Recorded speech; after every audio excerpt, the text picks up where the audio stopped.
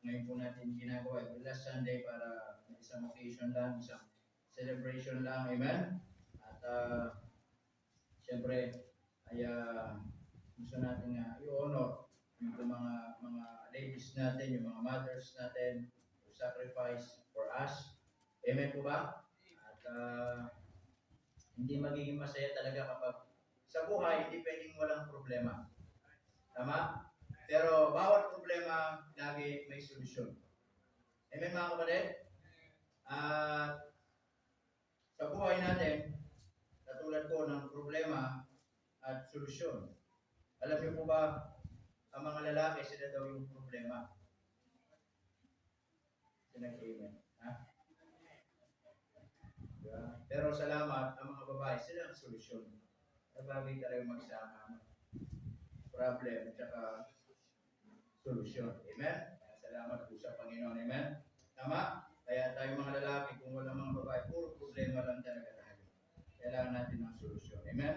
Okay, sabi ng Bible, Proverbs chapter 31 in verse 10, but ang pinaka verses po natin ay verse 10 hanggang verse 31. Okay? Ang sabi po ng Biblia sa verse 10, ang sabi diyan, nakita niyo na po?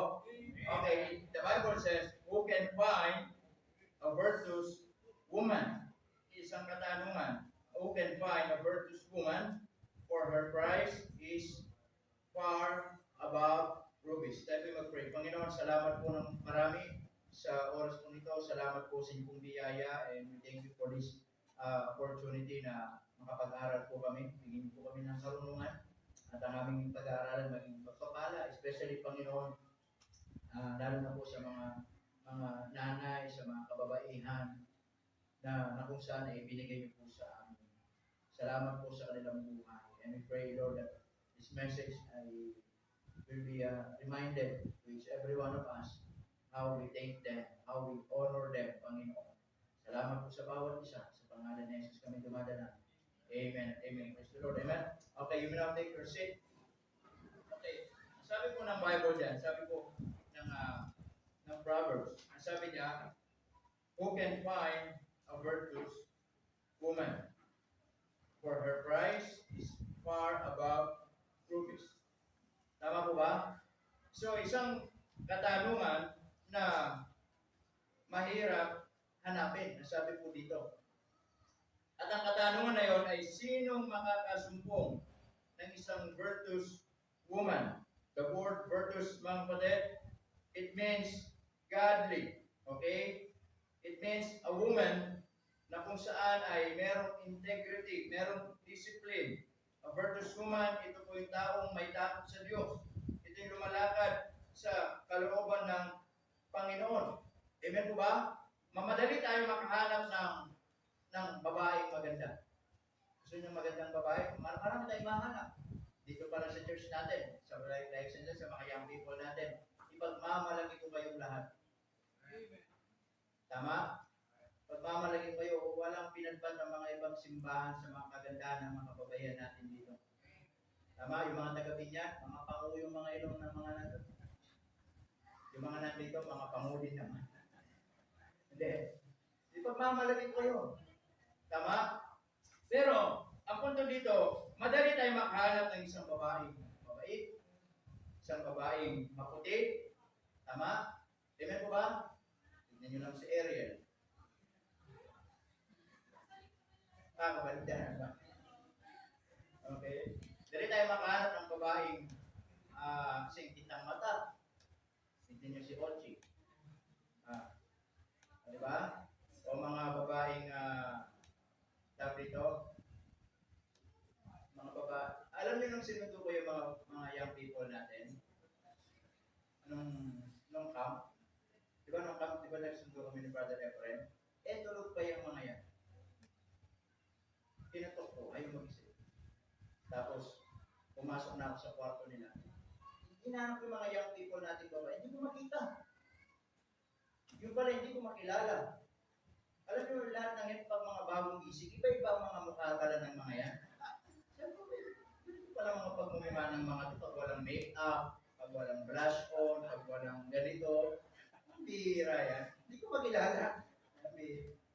Sanay kasi kami na pag nakikita namin kayo, naka-makeup, naka-ganito. Eh, nung pag-gising ko, mga bagong gising talaga. Ganito yung buhok, tapos meron pang, yung isa, may laway pa dito. Yung isa nakagano pa talagang nakatulog. Alam mo, iihawin eh. Hinila ko na yung pag-gising. Si Lorraine yun. Ang lupit eh, sahot niya yung isang higaan. Wala siyang katabi. Yung isang higaan, dalawa, tatlo. Siya, mag-isa lang niya. Okay. Kaya sabi ko eh, pambira itong mga ito. Halos di ko na makilala kasi doon mo makikilala talaga sila. Walang make-up, walang ganito. Yung normal lang talaga nila. Hindi mo sila makikilala. Okay. Anyway, mga kapatid, madaling maghanap ng mga tao. But the Bible says, who can find a virtuous woman?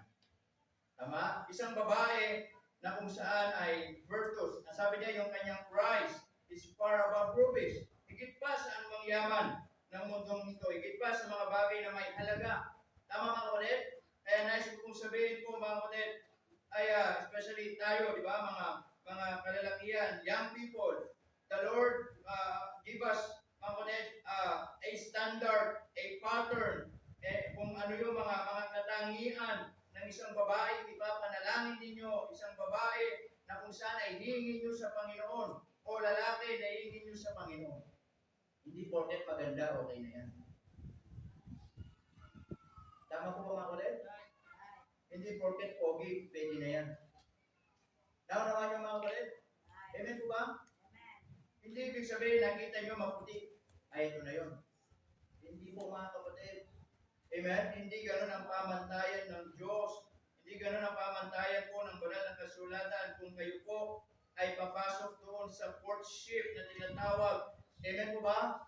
Yung sa isang relationship, dapat merong biblical na guidance, merong biblical na pamantayan. Hindi ibig sabihin nakita ng mata mo ay okay na yan. Hindi po. Tama po ba? Kaya nga Sister Miriam, di ba, nung nakita niya si Brother Darwin, ang gwapo nito. Okay na.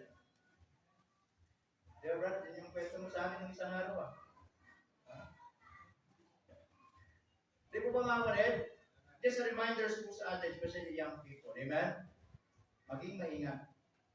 Kung tayo pipili tayo ng mga kasama ninyo balang araw. Amen po ba mga kapatid? Tama po ba? Hindi ibig sabihin mukhang opa yan, okay na yan. O pangit. Tama? Kailangan merong salita ng Panginoon. Merong pamantayan. Amen po ba? Now, as we continue, pag-aaralan natin ngayong umaga mga kapatid, the blessing of ML. Okay? The blessing of ML. Meron palang blessing sa paglalaro ng ML. Pastor, ang layo na ng pag-uusapan natin. Meron palang blessing sa paglalaro ng ML. Ano? Tama? Yung puyat dito, puyat. Alam nyo,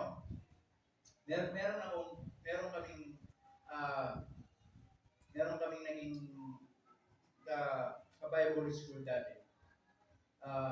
Yung lalaki ay kabatch yun ni Pastor JP. Kailan Pastor JP yun na dito? Kabatch niya yung lalaki. Tapos, yung napangasawa niya ay third year, tapos kami first year noon. Nakita namin yung kanilang love story. Nakita namin. Nililigawan niya, hindi niya. Tapos,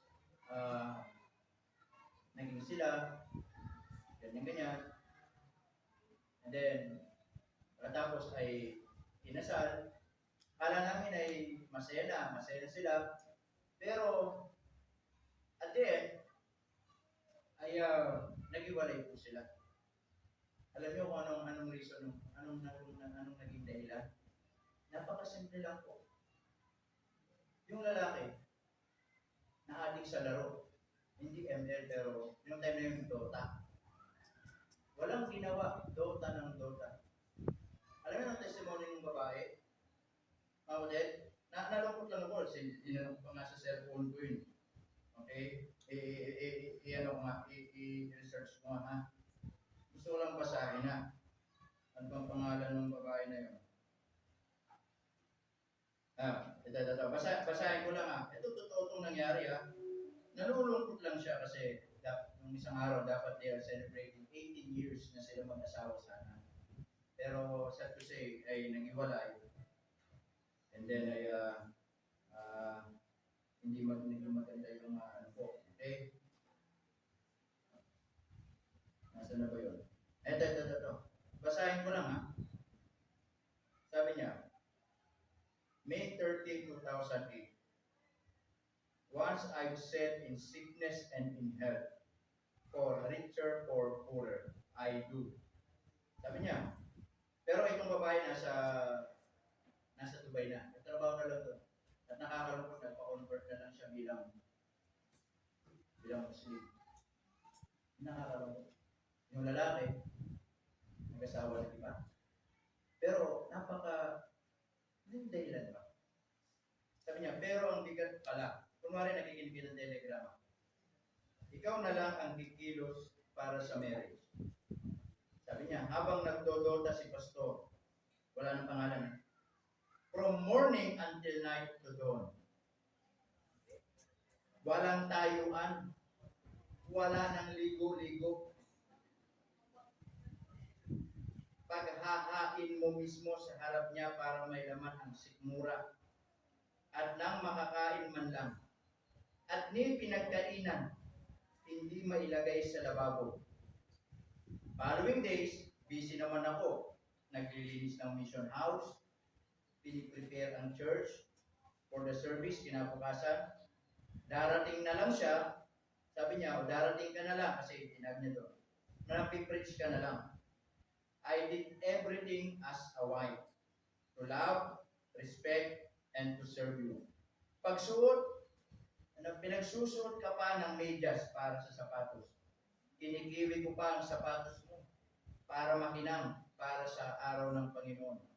Pinagpaplansya pa kita ng barong, polo, inihanda pati brief kahit butas, walang butas. At unat-una na pantalon para maayos kang tatayo sa likod ng pulpito. At presentable sa harap ng Diyos, sabi niya, I did everything as your partner in life and partner in the ministry. Habang ikaw ay nasa bahay ng nanay mo, nagpupuyat, kakadota, araw at gabi. Ako naman, kasama ko ang miyembro sa mission house. Minsan mag-isa, sinasamahan pa akong matulog. At nung araw na yon, buntis pa ako. Could you imagine? Sabi ko, makita ko lang, susuntukin ko. Pinili kong manatili at paglingkuran ka kasama ang Diyos. Sabi niya, ang ating pastor ay kinausap ako, na nagkaroon ng oportunidad na makapag-aral sa Marietta, sa Amerika, sa Ohio, pero tinanggihan ko kasi inisip ko ang ministry, sabi niya, at ikaw, hindi ko kayo kayang ipagpalit bilang asawa. Ang iyong unfaithfulness and not being dedicated in God's ministry destroyed so many lives, especially me as your wife. Wala kang leadership spirit, kundi ang meron ka ay gaming spirit. Sabi niya, I am not saying this para siraan ka. Ako ang nasira ng pinili kita, na wala ang ministry, career at pamilya na binuo ko. Sabi niya, thank you for being a blessing. Sabi niya, to Dota. Mukhang nagle-level up ka na. Sige, reach your goal. Pero how about your family? Sabi niya, ako na pinakasalan mo, pero hindi ko nakita si Kristo sa ating buhay. Dahil marami pang marami pang mga sinabi dito. Sabi pa nga niya rito, ay nag-ask ka ng suporta ng ating anak. Nag-aral sa isang private school. Sabi niya, ako ang nagbayad, bumili ng lupa at bahay para may maayos kang lugar, pero lahat ng ito, to make the story short, ay ito ang ginawa mo. The point is this, mga kapatid, napakababaw lang ng dahilan. Alam niyo kung ano po yun? Kakadota. It means, to be addicted, mga kapatid, in that kind of game, it is a serious matter. Amen? Nakakalungkot, ngayon nasa itong dalawang ito, wala sa gawa niyang Panginoon. Yung isa, nagpa-convert ng Muslim, nandun na lang sa Dubai, yung isa, nag-asawa na lang, ng ibang babae, although kasal sila, kaya ngayon pinag-iipunan niya yung annulment nila. Kasi, syempre, bilang babae, gusto niya maging, di ba? Gusto niya ilagay sila legally. Although sabi niya ay, in the Bible, hindi talaga pwede, pero in legally papers, kailangan kong gawin. Tama mga kulit? So nakakalungkot, di ba? Napakababaw ng tela, ginawa niya lahat. Alam niyo, yun yung mga klase ng mga virtuous woman. They sacrifice everything. Amen po ba mga kulit? Kaya yun ay magandang example din. Especially yung mga young people. You better pray, you better ask the Lord kung sino yung tamang tao para sa inyo. Amen mga kulit? Tama po ba? Isipin niyo, sabi niya, nasirang pagsasama nila dahil lang kakalaro ng Dota. Walang tayuan. Umaga, gabi, kakain, pinagsisilbihan nila. Amen po mga kulit? Yan pa sa kanyang pinagkaingan. Tama? The point. Mga kulit, not just Dota, but ML. It is a serious matter. Amen? That's why in our church, lagi nating ni-remind, mga kulit, the Lord will not use you unless surrender mo yan sa Panginoon. Tama?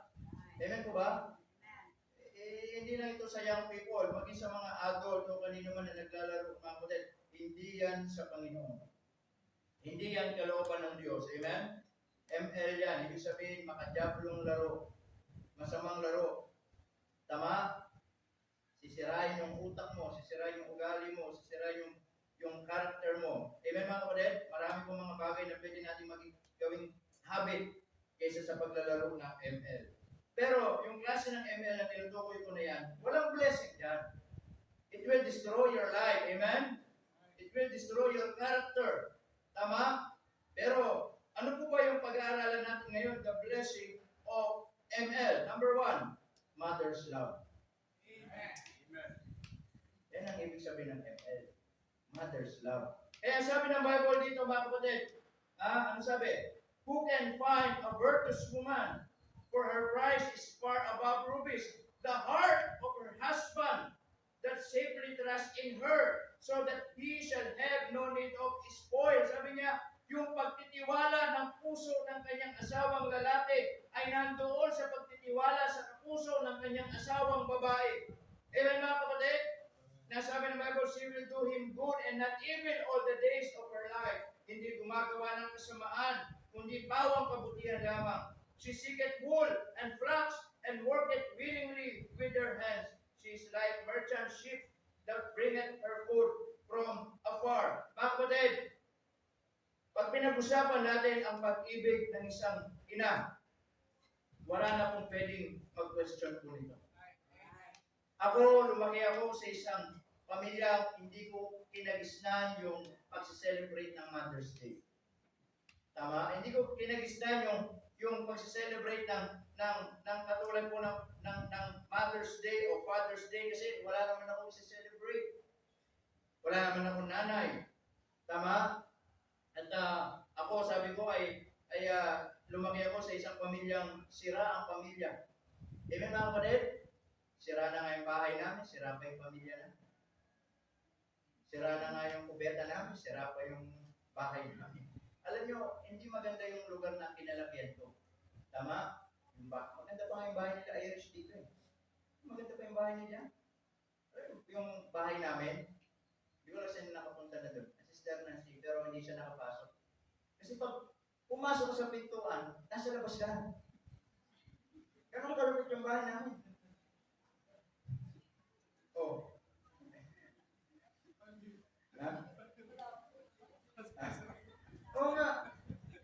Kasi, pintuan yun eh. Yung dos por dos lang. Kasi nandun yung poso. Walang bubong yun. Dito pa yung kwarto. Kaya pagpasok mo, nasa labas ka, pagpasok mo, nasa labas ka. Ganon ang bahay namin po. Ang bira yan. Malupit yun. Okay? Naalala ko nga, naalala ko eh. Tapos yung, kasi release kami nun. Release.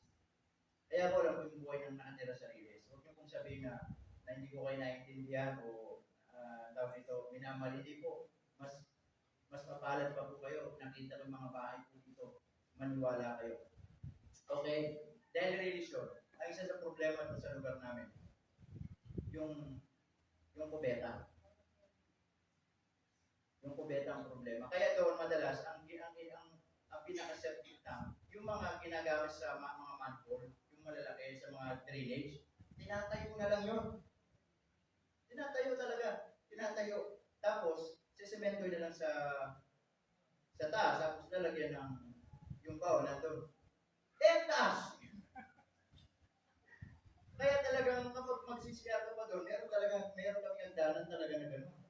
Agad ka pa talaga nun. Ang bihira. Ganun kalupit. Talagang ikaw yung nasa trono. Ikaw yung hari. Ang bihira yan. Ewan ko ba sa mga tito ko, ganun yung ginawa. Anyway, lumaki ako sa ganung pamilya. Lumaki ako sa ganung ano po. Okay? At then, also, hindi ko naranasan yung mga ganyan-ganyang bagay. At marami kami magkakapatid. Okay? Marami kami magkakapatid.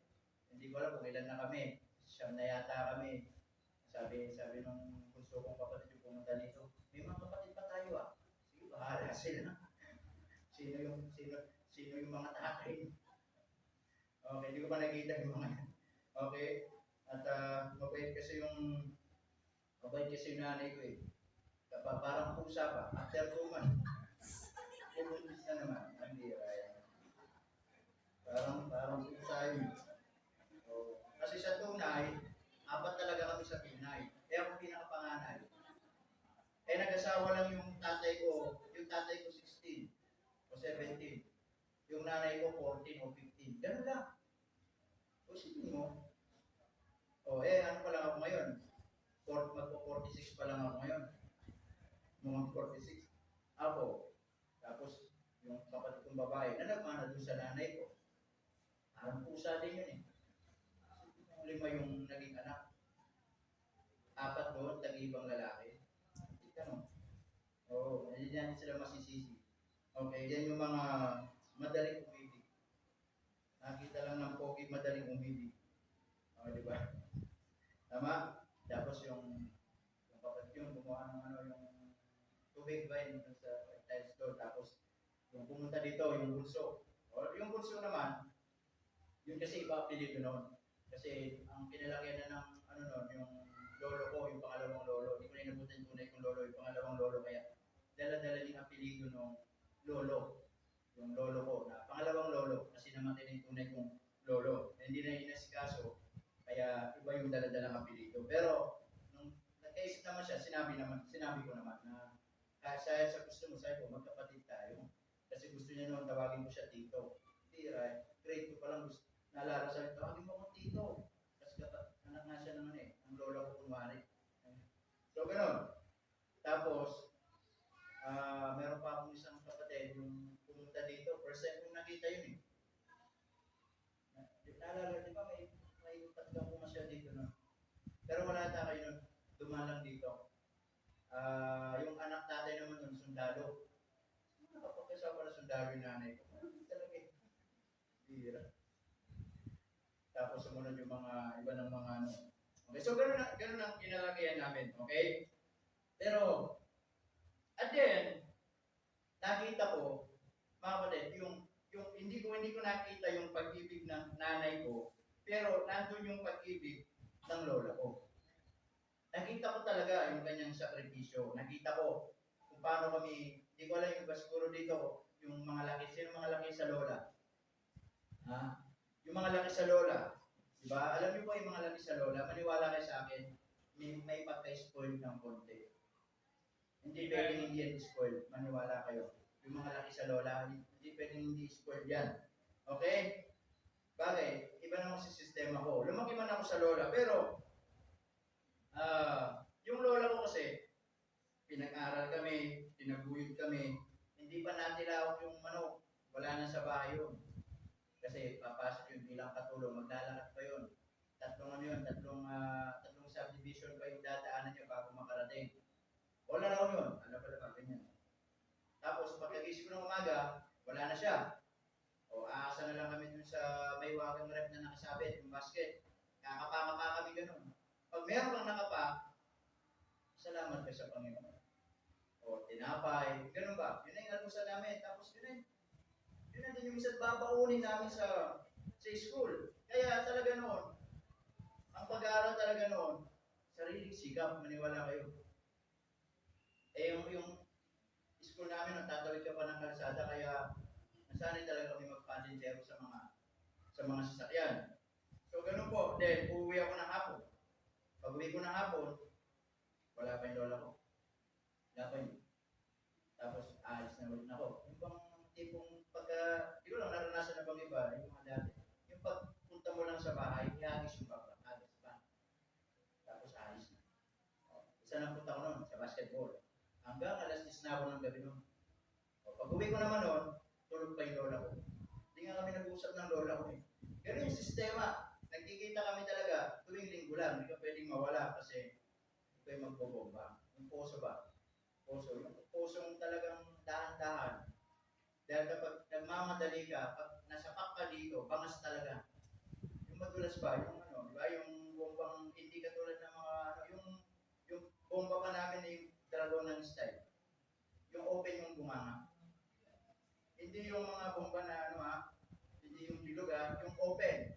So ganun yung ano, tapos bago pa magkatubig talaga ng ano pa, ganun mo. Manghihi ka pa ng tubig sa kapitbahay. Pupunduhan mo pa hanggang umangat. So, ganun yung mga bomba ninyo. Pero, ang punto mga kapatid, when it comes to mother's love, there is no question about that. Amen? Tama po ba? At hindi ko makakalimutan hanggang ngayon, mga kapatid, wala pong iba kundi yung mga boses ng lola ko. Wala po yun. Pag linggo, pag walang pasok, pag holiday, pag nasa bahay lang, pag pumutak na yon. Alam nyo yung mga ganun pala, mamimiss nyo rin pala. Tama? Alam nyo, kayo mga anak, kung yung mga nanay ninyo ipuputak-putak sa inyo, lagi na lang nagsasalita sa inyo ng mga kung ano-ano, minsan akala ninyo laban sa inyo, akala ninyo nasasaktan kayo, masakit para sa inyo. No! Yun po ay pag-ibig nila. Amen mga kapatid? Amen. Yung mga salita na naririnig natin sa kanila, darating ang araw, lagi nilang sinasabi, pag nagpapamilya ka, nagkaasawa ka, maintindihan mo kami. Amen mga kapatid? Na minsan lagi natin dinadahilan, paulit-ulit na lang, pasalamat ka, may nanay kang paulit-ulit nagsisermon. Tama mga kapatid? Kaya po, di ba? Kaya sabi ng Bible dyan, mga kapatid, in verse 11, the heart of her husband that safely trusts in her. Yung pagtitiwala ay laging nandoon. Amen mga kapatid? Kaya magpasalamat tayo sa mga nanay na laging nandyan. Amen? Na nagmamahal. Minsan pinapakita yung kanilang pagmamahal sa atin. Pasalamat tayo sa Panginoon. Tama po ba? That's the blessing of mother's love. Amen? When it comes to mother's love, there's no question about that. Tunay ang pag-ibig ng mga nanay. Hindi po walang arong pagkukunwari. Dalisay ang tunay na yung pag-ibig po ng mga nanay. Amen? And because, mga kapatid, sa kabila ng, alam nyo, pag sinabing mother's love, hindi lang ito yung love na pinapakita nila. Alam niyo po ba yung word na love? There is always na laging nakapasok doon sa word na love. When we say about love, inside of that word, ito yung mga nakalagay doon. Sacrifice. Meron ba nagmamahal na walang nagsasakripisyo? Amen mga kapatid? Di ba minsan nga pag manliligaw ka, di ba? Magsasakripisyo ka. Bakit? Because you love that person. Alam mo, ganun din yung pag-ibig ng mga nanay sa atin. Minsan meron sila mga sinasakripisyo para sa atin. Kasi mahal tayo. Tama po mga kapatid? Kaya kahit minsan, anong sigaw nila sa atin, anong reminders nila sa atin, anong sermon nila sa atin, yan ay love mga kapatid at hindi po yan dahil hate tayo ng mga nanay po natin. Mahal tayo ng mga nanay natin. Tama po ba mga kapatid? That's the blessing of ML, the mother's love. And And not only mother's love, but also mother's load. Ang sabi po ng Bible dyan, in verse 15 hanggang 19, dito makikita natin kung ano yung load ng mga mothers, ano yung load ng mga nanay. Ano po yun? Ang sabi ng Bible, she riseth also while it is yet night, na habang tayo, masarap pang tulog sila. Ang sabi ng Bible, gumigising na ng maaga, nag-aasikaso, namamalengke. Amen po mga kapatid? Ang sabi pa dito, nananahi, nag-aasikaso ng mga sa kanyang asawa, sa kanyang mga anak. Yan yung load ng mga nanay. Tama? And I want you to understand, mga kapatid, huwag niyong sabihin, nanay ka lang. Amen mga kapatid? Huwag ninyong sasabihin, nanay lang ako. Hindi po mga kapatid. Walang ibang pwedeng, mga kapatid, kumantay sa ganyang klaseng posisyon ng buhay. Na yung nanay ka lang, huwag mong sasabihin, yan ay blessing, yan ay galing sa Diyos, yan ay pinagpala ng Diyos. Amen mga kapatid? Kaya tayo, yes, we are also busy. Marami tayong ginagawa, but I wanna tell you, wala na pong ibang papantay when it comes to loaded ng mga nanay. Lalo na sa gawaing bahay, saludo tayo sa mga nanay. Amen mga kapatid? Amen. Sa mga pag-aalaga sa ating mga anak, pag-aalaga sa apo, pagwawalis, paglilinis, paghugas ng pinggan, pagpaplansya, paglalaba, lahat na lang yata, all around, ang nanay sa loob ng bahay. Ang tanong, sinisweldoan ba ang nanay? Hindi naman na. Amen mga kapatid? Kaya po tayo, pasalamat tayo, yung mga nanay natin, if they're doing the responsibility as a mother to us. If they're doing the responsibility para po sa atin. Kaya minsan, mga kapatid, makita natin sila na kung saan ay minsan nakaupo. Huwag nyo sasabihin wala silang ginagawa, makita nyo lang nakaupo. Bakit nandyan ba kayo bumagapon? Baka yun lang yung pahinga nila. Makita nyo silang natutulog, sasabihin nyo, hindi, wala namang ginagawa, tulog lang ng tulog. Makita nyo ba silang bumagapon? Amen mga kapatid? Tama po ba? Majority speaking mga kapatid, also, ay sa loob sa isang pamilya, ang madalas na nakakasama ng mga anak, nanay. Tama po ba? Dahil madalas sa mga tatay, nasa labas ng bahay. Hindi nasa kabilang bahay yan. Nasa labas ng bahay. Nagtatrabaho. Nag-aanap buhay. Kaya halos madalas, diba?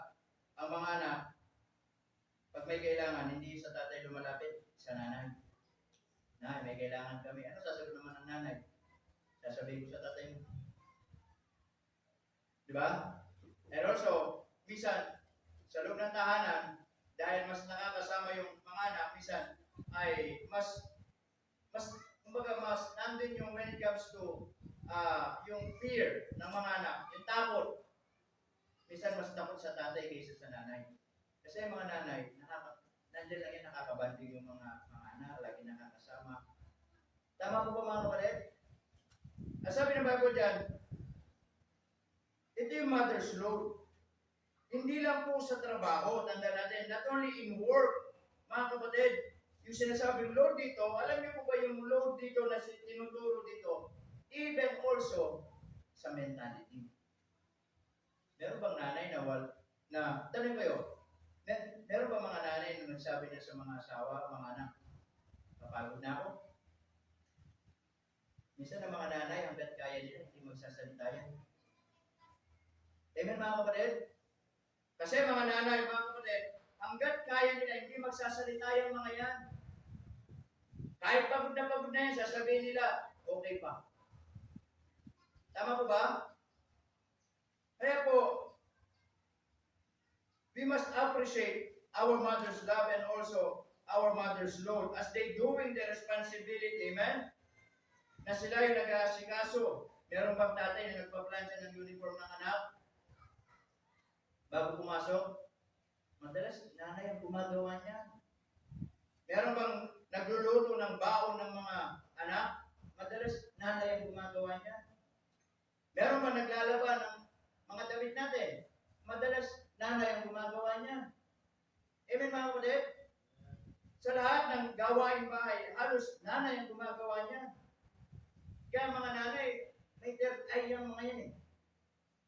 Di ba? Pag kami dumaan, wala kami makikita ang kalat. Pag sila dumaan, may makikita ang kalat. Yan ang kalupit ng mga yan. Amen po mga kapatid? Tama? At kapag yung mga yan, nagasikaso talaga, i-appreciate natin. Amen? And yung mother's load. Amen? Na hindi lang sa trabaho, but mentality, minsan may mga pinagdadaanan din yan. May mga problema din yan. May mga pagsubok din yan. Amen mga kapatid? Minsan may mga gulong-gulo din yan sa mga isip na yan. Napapagod din yung mga yan. Emotionally. Tama?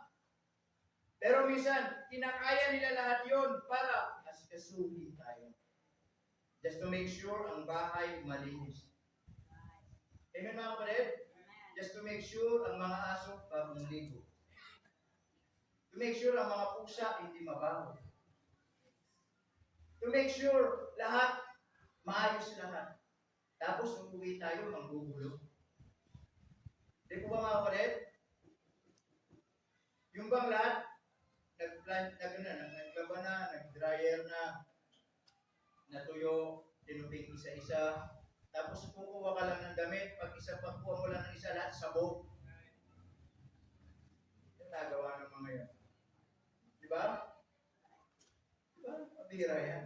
Ang tagal-tagal pinatuyo, ang tagal-tagal tinupi, nilagay sa drawer o sa cabinet. Tapos kukuha lang ng isang susutin. Pagkuha, sabog lahat. Tapos pag nagmamadali pa, di naman ayusin. Sino gagawa ulit nun? Eh, dinanay na naman. Kung di madaming, isipin niyo ang expand o yung trabaho ng isang nanay. Ang dami. Tama mga kapatid? Amen po ba? Amen. Yan ang trabaho ng mga nanay. Lahat. Map dito, linis doon, walis doon. Basically speaking, habang nagluluto, nagwawalis, habang nagwawalis, naglalaba, habang naglalaba, naliligo. Diba? Habang naliligo, namamlansya. Pasma. Kaya yun, ang nangyari. Mga doon. Pneumonia ang dating. Pulmonia. Tama? Pero, madalas, yun talaga ang trabaho ng nanay. Amen mga kapatid? Kami sakit ng likod ko. Diyan, nag-inarti ka lang. Masakit nga. Si Miss, ganyan din minsan eh. Ang sakit ng likod ko. Minsan ako pa naman hindi sanay masahe talaga. Talaga na pag ako nagmasahe, talagang masakit talaga. Okay? Sabi niya, wala namang silbi yung test ka muna ano certificate ng, kasi meron kaming, nag-graduate kami sa testa ng massage. Yung certificate ko ako nun. Yung massage, meron kaming certificate ni Mrs. Nag-aral kami sa pinya. Hindi na lang ako muna ng isip, di ba? Hindi naman gagamitin yun eh. Di ba? So, dito si Sir Los Baños nung kukuha ng isip ko. Pero, nag-aral talaga ako.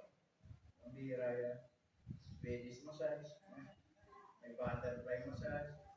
Ibang massage yun, yung iba-ibang tawag eh. Kaya hindi ko talaga alam yung mga yan. Ang alam mo na, healing massage.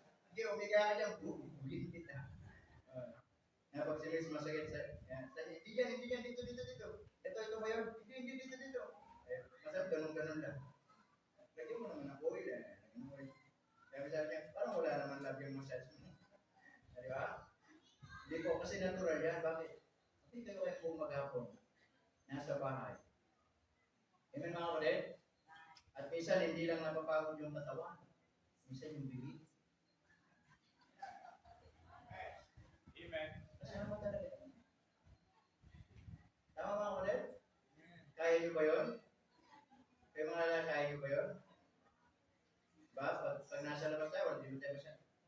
Pero sila, oras. Tama ba ulit? Walang nakakagawa yan, mga nanay lang. Dahil pag naglinis, nagkalat ka, naku po. Pag nakita yung malinis ang bahay, huwag kang magkakalat muna.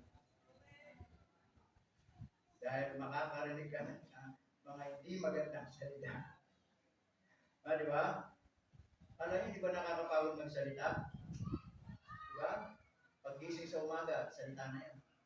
Bangon na dyan, gising na, may pasok ka. Oh. Pag dumating, salita na. Di ba mga kulit? Pagkakain, salita na naman. Oh, sino magbukas ng pinggan? Kumain na nga kayo. Oh. Di ba? Natural yun. Bakit? Yan yung loaded. Yan yung load sa kanila. Amen mga kulit? So that there's a simple thing for us to be a blessing. Siyempre, yung mga basic things. Kumain ka, tumulong ka magbukas. Wala kang ginagawa, magtanong ka, ma, anong pwede kong gawin?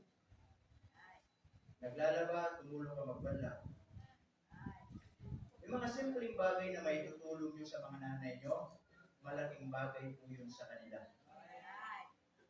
Amen mga kapatid? Tama? Dahil yung mga nanay natin, I believe tinuturuan naman po tayo sa buhay natin. Amen? Kaya tingnan nyo, kapag nasanay kayo na lagi iniaasa ninyo lahat sa magulang nyo, sa nanay nyo, mahirapan kayong mamuhay mag-isa na wala sila. Amen mga kapatid? Bakit? Kasi hindi mo naturuan yung sarili mo. Tama? Amen po ba? O, yung sinasabi, di ba? Yung mother's load. Marami. Tama mga kapatid? Not only mother's love and mother's load, but also lastly, listen to this. Mga kapatid, the blessing of ML is this. The mother's legacy. Mamatay na yung mga nanay natin balang araw. Yung mga tinuturo sa atin, hindi natin makakalimutan. Yan yung legacy po nila. Amen mga kapatid? Tama po ba? Na darating ang araw, marami yung mga nanay natin bubuhanin ng Panginoon. Pero yung bawat itinuturo sa atin, hindi natin makakalimutan. Kaya sabi ng Bible here mga kapatid, in verse 26, she opened her mouth with wisdom. Amen? And in her tongue is the law of kindness. She looked well to the ways of their household and eateth not the bread of idleness. Her children arise up and call her, ano sabi doon? Blessed. Her husband also, and he what? Praiseth her. That should be our responsibility. Amen? Sabi yung mga anak ay babangon at sasabihin sa kanilang mga nanay, Nanay, kayo po ay pinagpala ng Panginoon. Kayo po ay pagpapala sa amin. And husband also, ano sabi doon? And he praiseth her. At tayo naman mga tatay, mga sawang lalaki, sabi diyan, tayo ay pasasalamatan naman natin sila sa Panginoon. Tama mga kapatid? The mother's legacy. Tama? Yung mga legacy, yung mga iiwan ng mga nanay po sa atin. Amen po mga kapatid? So sana tayo yung mga nanay, amen? Lagi tayo mag-iwan ng isang magandang bagay sa buhay ng ating asawa, sa buhay ng ating mga anak, amen? At tayo naman mga anak, sa bawat sinasabi ng ating mga nanay, ay pakinggan nating mabuti. Hindi yun dahil sinasabi nila para sila'y magalit lamang sa atin, kundi sinasabi nila yun para may matutuhan tayo sa buhay. Para pag lumaki ka, hindi ka uuga-uga, hindi ka tatamad-tamad. Pag lumaki ka, hindi ka magiging marupok, hindi ka lalampa-lampa. Matututo kang tumayo sa sarili mong mga paa. Matututo kang maging matibay. Matututo kang maging malakas sa iyong buhay. Pag nagkatrabaho ka, alam mo kung anong gagawin mo. Pag nag-aral ka, alam mo kung anong gagawin mo. Pag nagkaanak ka, alam mo kung anong gagawin mo. Bakit? Sapagkat merong mga nanay na nagturo sa atin at pinakinggan natin yung mga bagay na mabuti pa na sinabi po sa atin. Amen mga kapatid? Hindi yung lalaki tayong walang alam. Nagka-problema, nanay. Nagkasakit sa ganito, nanay. Bakit? Di tayo nakinig sa sinasabi ng mga nanay natin. Amen mga kapatid? Ito lagi namin pinapamemorize lagi sa mga anak namin. Ang batang hindi marunong makinig sa magulang napapahamak. Kaya ito, lagi nyo ilagay sa kokote nyo yan. Para balang araw, magkapamilya kayo, magkaanak, yan yung sasabihin nyo rin sa mga anak ninyo. Ito po yun, mga kapatid. Ang batang hindi marunong makinig sa magulang, napapahamak. Ang batang hindi marunong makinig sa nanay, napapahamak. Tama po ba? Amen po ba, mga kapatid? Yun yung legacy na iiwan ng mga nanay sa atin. Yun yung mga legacy na iiwan po sa atin. Dahil in the future, balang araw, lahat ng mga itinuturo sa atin, magagamit natin. Amen po ba, mga kapatid? Tama po ba? Lahat ng itinuturo sa atin, pakinggan po natin. Huwag nating sabihin, paulit-ulit, huwag nating sabihin, lagi na lang. Hindi po, mga kapatid. Blessing po yan sa atin. Amen? The mother's legacy. Amen? Kung paano natin nakita sa kanila, paano tayo asikasuhin, balang araw, ganun din ang gawin ninyo sa magiging pamilya ninyo. Kung paano kayo inaruga, ganun din ang gawin yung pag-aaruga. Kung paano kayo pinagsilbihan, ganun din ang gawin yung pagsisilbi sa mga magiging pamilya ninyo. Kung paano kayo tinuruan ng magagandang asal, yun din ang ituro ninyo magandang asal sa magiging anak ninyo. Kung paano kayo tinuruan maging madiskarte sa buhay, yun din ang ituro ninyo na maging madiskarte. Kung paano kayo tinuruan na mabuhay ng may takot sa Diyos, yun din yung ituro nyo sa inyong mga magiging anak o pamilya na magkaroon din ng takot sa Diyos. Bakit? Yan yung legacy na iiwan po sa atin. Amen, mga kapatid? Yan sabi ng Bible dyan, in verse 31, give her of the fruit of her hands, and let her own works praise in her in the gates. In verse 30, it says, favor is deceitful. Pero ano sabi dyan?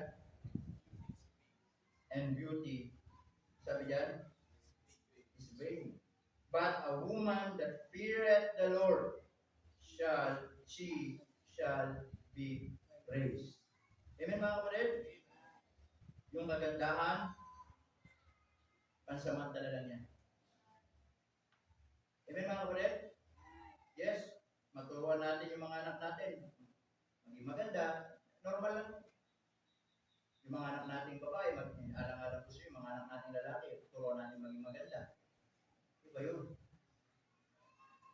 Pero, beyond of that, hindi lang yun, mga kapatid. It is not just about physically, but also spiritually. Amen, mga kapatid? It's nonsense kung ituro lang natin sa mga anak natin about physically, maging maganda, magdamit ng maayos. Tama, mga kapatid? Laging naka-blush on o blush off.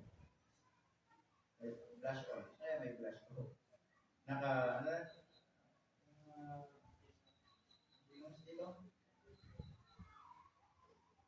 Pants ba yun? Pants. Sa kilay, ano ba yun? Yung maskara. Diba? Maskara. Extension pa. Mga 1-2 inches. Ganoon. Pag nalaglag yung munting, hindi malalaglag. Sasaloy. Diba? It's good to, turuan ng mga anak natin. Pero sabi ng Bible, ang kagandahan, pansamantala lang. Lilipas lang din. Pero yung legacy na tuturuan natin ng mga anak natin na mamuhay ng may tao sa Diyos, hindi po yun yung pansamantala. Yan yung panghabang buhay. Amen, mga kapatid? Kaya sabi ng Bible yan, di ba? Favor is deceitful and beauty is vain. Amen? But the woman that feareth the Lord she shall be praised. Amen? Mas turuan natin na sila'y magkaroon takot sa Panginoon. Can we read that, mga kapatid? Before we've done, can we read it in Tagalog from verse 10 down to verse 31 as we make our conclusion, mga kapatid? Sige po. Proverbs 31.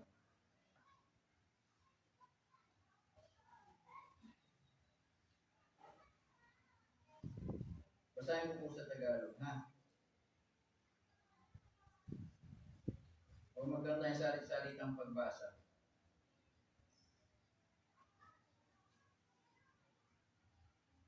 Okay, verse 10. Ako po sa verse 10 kayo sa verse 11. Okay? And then, iintindihin natin, ha? Habang binabasa natin. Anong sabi dito sa verse 10? Nandiyan na. Isang mabait na babae. The word mabait, yun yung virtus. Okay? Hindi lang basta mabait, kundi makadiyos. Sabi diyan, sino makakasumpong sapagkat ang kanyang halaga ay higit na makapupo kaysa sa mga ruby. Verse 11. Ang puso ng kanyang asawa ay kumiliwalas sa kanya at siya'y hindi kukulangin ng Panginoon. Gumagawa siya ng mabuti sa kanya at hindi kasamaan lahat ng mga kaarawan ng kanyang buhay. Siya'y umahanap ng kalimutan ng Nananaig. ang pusa ng kanyang mga mata. Siya'y parang mga sasakyang dagat ng kalakal. Nagdadala siya ng kanyang pagkain mula sa malayo. Siya'y bumabangon naman sa mantalang gabi-pa at nagbibigay ng pagkain sa kanyang sangkayan at nananagawain sa kanyang kalinang babae. Kanyang minamasdan ang bukid at binibili sa pamamagitan ng kanyang kamay ay nagtatanim siya ng ubasan. Nagtatanim. Binibisa niya ang kanyang mga pagkakamagasas at nagpapalakas sa kanyang mga isip. Kanyang namamalas na ang kanyang kalakal ay makikinabang. Ang kanyang ilaw ay hindi namamatay sa gabi. Kanyang itinahan ang kanyang mga kamay sa kanlubi at ang kanyang mga kamay ay mahawak ng kamay. Iginagawad niya ang kanyang kamay sa dukha. Oo, iniaabot niya ang kanyang mga kamay sa mapagkailangan. Hindi niya ipapakot ang kanyang sangkayan sa kanyang sapagkat ang buhok niya sa sangkayan ay pinapamit ng magandang. Gumagawa siya ng kanyang ganang kanya ng mga unang may burda. Ang kanyang pananamit ay mainam na kayong lino at ng kayong kulay ube. Ang kanyang asawa ay kilala sa mga bituang bayan, pagkat siya'y nakupo sa kasamaan ng mga matandaan ng lupain. Gumagawa siya ng mga kasuotan kayong lino at ipinagbibili at nagbibigay ng pamigkis sa mga mangangalakal. Kalakasan at kamahalan ay siyang kanyang suot, at kanyang tinawanan ang panahong darating. Binubukan niya ang kanyang bibig na may karunungan at ang kautusan ng kagandahang loob ay nasa kanyang dila. Kanyang itinaamuti ang halaman ng kanyang sambahayan, at hindi kumakain ng tinapay ng katangahan. Nagsisibangon ang kanyang mga anak at tinatawag siyang mapalad. Gayon din ang kanyang asawa at pinupuri siya niya na sinasabi, Maraming anak na babae ay nagsisigaw ang may kapalitan, ngunit ikaw ay humingin sa kanila. ang lingap ay magdaraya at ang kagandahan ay walang maguluhan. Ngunit ang babae na natatakot sa Panginoon ay siya'y pupurihin. Verse 11, bigyan ninyo na siya ng bunga ng kanyang mga kamay at purihin siya ng kanyang mga gawa sa mga pintuang bayan. I would like you to take note that in verse 31. Ang sabi ng Bible dito, bigyan ninyo siya ng bunga ng kanyang mga kamay. Mga anak, mga asawang lalaki, sabi dito, bigyan natin ng gantimpala yung pagpapagal ng mga asawa ko. Amen mga kapatid? Bigyan natin sila ng bunga ng kanilang pagpapagal ng kanilang mga kamay. Kung paano sila nagmahal, paano sila nagmalasakit, paano sila nagsakripisyo, paano sila nag-ingat sa atin. Amen mga kapatid? Hindi lang yung panahon na tayo pinanganak, kundi yung panahon na tayo pinagbubuntis pa lamang. Tama? Nung tayo panahon ay sinisilang pa lamang, pinalaki, pinaruga, tinuruan magsalita, tinuruan gumapang, tinuruan ng mga bagay-bagay na una nating matututunan sa buhay. Walang ibang nagturo kundi mga magulang natin, mga nanay natin. Amen? Ang sabi ito, purihin siya ng kanyang mga gawa sa pinto ang mga bayan. Amen? That's why this morning, I would like to thank all the mothers that are here this morning. Amen? So the blessing of ML, salamat tayo. Amen? Sa mother's love, mother's load, na minsan maraming load sa buhay. Iniisip, pagsubok, problema, physically, pagod, maraming gawain, maraming trabaho, maraming iniintindi. Pero hindi dahilan yan para hindi sila gawin nila kung ano yung mga responsibilidad pa rin po nila sa atin. Amen po ba mga kapatid? Minsan kahit hindi na nakakaligo yung mga yan, okay lang. Para lang sa atin. Minsan kahit hindi na nakakakain yung mga yan, para sa atin. Tama mga kapatid? Ganyan tayo kamahal. Ang sabi dito, and also, mother's legacy. Amen? Sana yung ating legacy na iiwan mga kapatid, hindi lang patungkol sa pang-physical, kundi pang-spiritual. Amen? Mga anak, ano man yung itinuturo ng mga nanay natin, pakikinggan ninyong mabuti. Dahil sa lumang tipan pa lamang, sabi ng Panginoon kay Moses, mga kapatid, honor thy father and thy mother. Tama? Amen po mga kapatid? Dahil ang batang hindi marunong rumispeto sa magulang, hindi magpapalay ng Diyos. Tama? It will become the hindrance, mga kapatid, para hindi tayo pagpalain ng Panginoon. Amen? Amen mga kapatid? So that's why the blessing of ML. Hindi po ML na laro ha. Ano yung ML? Mother's love, mother's load, and mother's legacy. Salamat po sa mga nanay. Amen. Tayo pong lahat ay magsitayo at tayo po'y manalangin sa Panginoon as we close. Bago tayo magpatuloy mga kapatid, tayo po muna mananalangin po sa Diyos ngayon pong umaga nito. Let's pray. Dakila namin Diyos na makapangyarihan po sa lahat. Panginoon, marami pong salamat ngayon pong oras po nito na ipinagkaloob po sa amin. And thank you Lord for this opportunity that you have given to us. And as we close our eyes and our heads bow, marami nais natin magpasalamat sa Panginoon. O ipagpasalamat ang ating mga nanay. Na marami gusto natin silang ilapit sa Panginoon, sa unahan, idasal, ipagpasalamat, na sila'y bigyan pa ng maraming lakas ng Panginoon. Sila'y patatagin pa ng Diyos. Sila'y palakasin pa ng Diyos. Na araw-araw, na marahil yun ang isang bagay na gusto nating higit nating hingin sa Diyos kaysa sa anumang mga bagay dito sa mundo. Ng ating mga magulang, ng ating mga nanay, ay bigyan pa ng kalakasan ng Panginoon.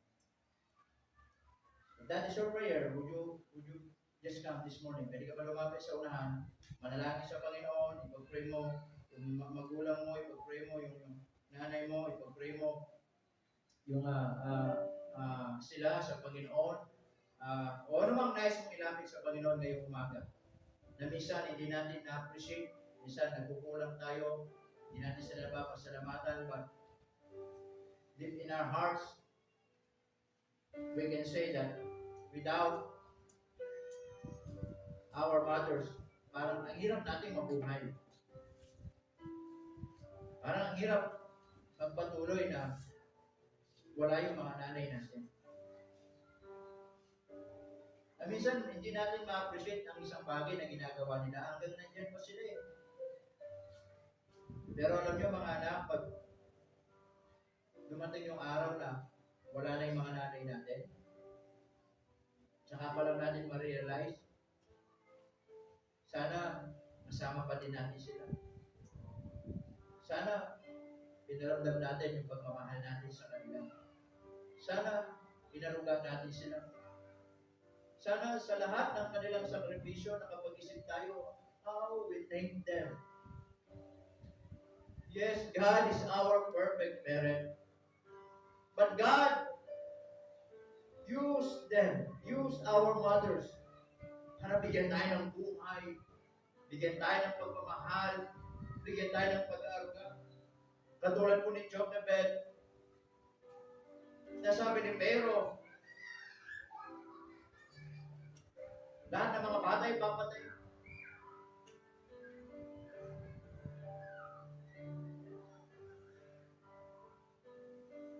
na si Moses, isinakay niya sa isang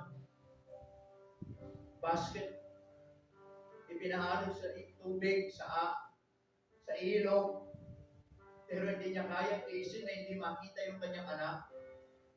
Sinundan pa rin niya.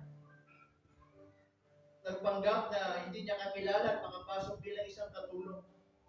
Upang sa ganoon, masubaybayan pa rin niya lumaki yung kanyang anak. Makita pa rin niya araw-araw na maayos yung kanyang kalalagayan ng kanyang anak. Makita pa rin niya si Moses na lalaki ng may takot sa Diyos. Maayos pa rin ang pamumuhay.